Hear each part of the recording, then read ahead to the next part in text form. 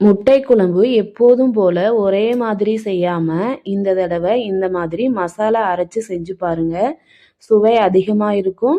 மறுபடியும் இதே ஸ்டைல்ல தான் செய்வீங்க. வாங்க இந்த வீடியோவில் சுவையான முட்டை குழம்பை எப்படி செய்யலான்னு பார்க்கலாம்.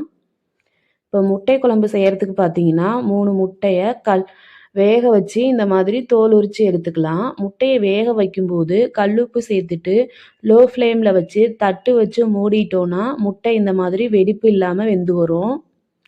இப்போ 3 முட்டையும் தோல் உரித்து எடுத்துக்கலாம். இப்போ 3 முட்டையுமே தோல் உரித்து எடுத்தாச்சுங்க. அடுத்ததாக பார்த்தீங்கன்னா நம்ம மசாலா வறுத்துக்கலாம். இப்போ மசாலா வறுக்கிறதுக்கு ஒரு கடாய் வச்சுட்டு அடுப்பை ஆன் பண்ணிவிட்டு நம்ம 1 ஸ்பூன் மட்டும் எண்ணெய் சேர்த்துக்கலாம். இப்போ எண்ணெய் ஓரளவுக்கு சூடேறினதும் 1 ஸ்பூன் சோம்பு, 1 ஸ்பூன் ஜீரகம், 1 ஸ்பூன் மிளகு, 1 ஸ்பூன் தனியா, கொத்தமல்லினா தனியாங்க. இதை 4ஐயும் சேர்த்து நல்லா வறுத்துக்கலாம். மிளகு நல்லா டப்புன்னு வெடிச்சு வரும். அந்த அளவுக்கு நல்லா வறுத்து எடுத்துக்கலாம். இப்போ அதே கடாயில் வெங்காயத்தையும் சேர்த்துட்டு பெரிய வெங்காயம் ஒரு 3 வெங்காயம் சேர்த்துருக்கேங்க. சின்னதாக இருக்குல்லங்க, அந்த வெங்காயத்தில் பெரிய வெங்காயத்திலே கொஞ்சம் சின்னதாக இருக்கிறது 3 வெங்காயம். தக்காளியும் அதே மாதிரி மீடியம் சைஸ் தக்காளி 3 தக்காளி சேர்த்துட்டு நல்லா வதக்கிக்கலாம். இப்போ தக்காளி வதங்குறதுக்கு கல்லுப்பு சேர்த்தோன்னா சீக்கிரமாக தக்காளி வதங்கி வரும். இப்போ ஒரு கைப்பிடி கருவேப்பிலை, ஒரு 10-15 பல் பூண்டு சேர்த்து நல்லா வதக்கிக்கலாம்.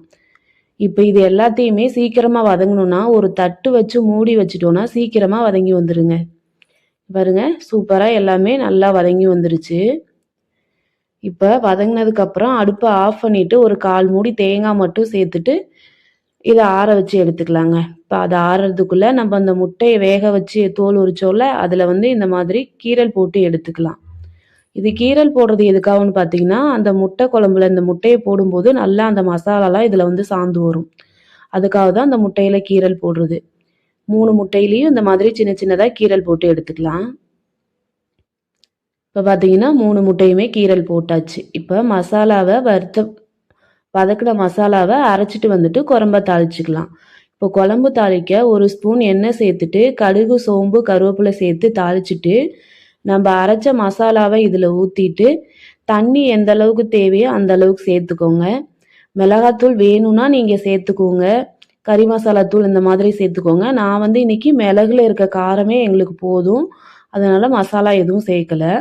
இப்போ இந்த மாதிரி 3 முட்டையும் உள்ளே சேர்த்துட்டு இந்த மாதிரி நுரக்கட்டி வரும்போதே 3 முட்டையும் சேர்த்துக்கலாம். ஒரு 10 நிமிஷம் நல்லா கொதிக்க விட்டோம்னா இந்த பச்சை வாசனை எதுவுமே இல்லாமல் சூப்பராக முட்டை குழம்பு ரெடி ஆயிரும். பாருங்க, ஒரு 10 நிமிஷத்துலேயே சூப்பரான சுவையான முட்டை குழம்பு ரெடி ஆயிடுச்சு. நீங்களும் இந்த மாதிரி ஒரு தடவை செஞ்சு பார்த்துட்டு எப்படி இருந்துச்சுன்னு சொல்லுங்கள். மிளகு சேர்த்துருக்கனால மிளகாத்தூள் போட தேவையில்லை, உங்களுக்கு தேவைப்பட்டால் மட்டும் சேர்த்துக்கோங்க.